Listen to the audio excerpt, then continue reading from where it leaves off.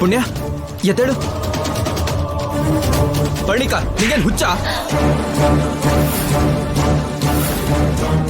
ಅಷ್ಟಕ್ಕೂ ಪುಣ್ಯ ನಿನಗೇನ್ ಮಾಡಿದ್ಲು? ಭಾವ ಅನಿರುದ್, ಹೌದು, ಅವಳು ಹುಚ್ಚೆ ಹುಚ್ಚೆ. ನಿನ್ನ ನಂಬ್ಕೊಂಡು ನಿನ್ ಮೇಲಿರೋ ಪ್ರೀತಿಗೋಸ್ಕರ ಸ್ವಂತದವ್ರ ಜೊತೆ ಹೊರಗಿನವ್ರ ತರ ಬದುಕ್ತಾ ಇದ್ದಾಳು ನೋಡು. ಇವಳು ಹುಚ್ಚೆ ಕಣೋ, ಹುಚ್ಚೆ. ನನ್ನ ಮಗಳ ಜೀವನ ಹಾಳಾಗ್ತಿದ್ರು ಕೂಡ ಬಾಯಿ ಮುಚ್ಕೊಂಡು ಅಣ್ಣನಿಗೋಸ್ಕರ, ಅಣ್ಣ ಹೇಳಿರೋ ಮಾತುಗಳಿಗೋಸ್ಕರ ಆ ಕೆಲ್ಸಕ್ಕೆ ಬರ್ದಿರೋಳ ದತ್ತು ತಗೊಂಡೆ ನೋಡು. ನನಗ್ ಹುಚ್ಚಿಡ್ತಿದೆ. ಅತ್ತೆ ಹಾಗನ್ಬೇಡಿ. ನಾನ್ ಪ್ರೀತಿಸ್ತಿರೋ ಹುಡುಗಿ, ನಾನ್ ಮದ್ವೆ ಮಾಡ್ಕೊಳ್ಳೋ ಹುಡುಗಿ. ಏನು ಏನಂದೆ? ಇನ್ನೊಂದ್ಸಲ ಹೇಳು. ಮದ್ವೆ ಮಾಡ್ಕೊಳ್ತಾರೋ ಹುಡುಗಿನ? ಅವಳು ನಿನಗೆ ಹೆಚ್ಚು ಕಣೋ, ನನಗೇನ್ ಹೆಚ್ಚಲ್ಲ. ನನಗೆ ನನ್ನ ಮಗಳೇ ಹೆಚ್ಚು. ಒಂದ್ ಸಾರಿ ಅಲ್ವೋ 100 ಸಾರಿ ಇದನ್ನೇ ಹೇಳ್ತೀನಿ ನಾನು. ಅವಳು ನಿನ್ಗದ್ ಯಾವ ಘಳಿಗೆಲ್ ಸಿಕ್ಕದ್ಲೋ ಏನೋ. 7ನೇ ಮನೇಲಿರೋ ಶನಿ ಕೂಡ ಪೂಜೆ ಮಾಡಿದ್ರೆ ಬಿಟ್ಟು ಹೋಗ್ತಾನೆ.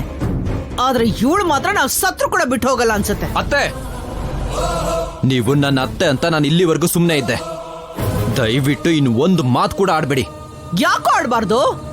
ನಾನು ಕೇಳೋ ಪ್ರಶ್ನೆಗೆ ಉತ್ತರ ಕೊಡೋ.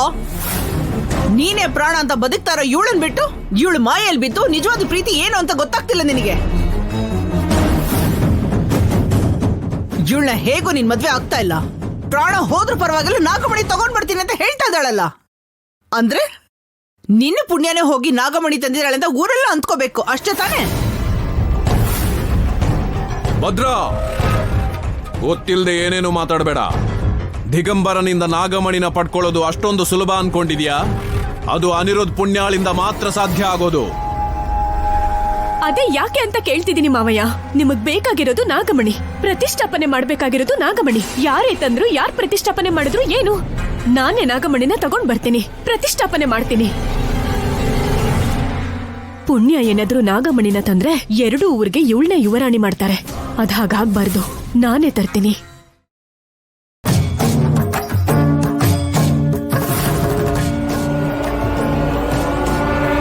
ಹರ ಹರ ಮಹಾದೇವ ಶಂಭೋ ಶಂಕರ.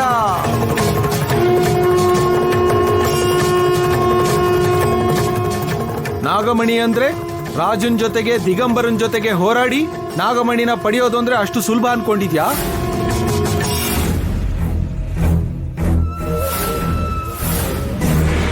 ಅದಕ್ಕೆ ಶಿವಾಜ್ಞೆ ಇರಬೇಕು.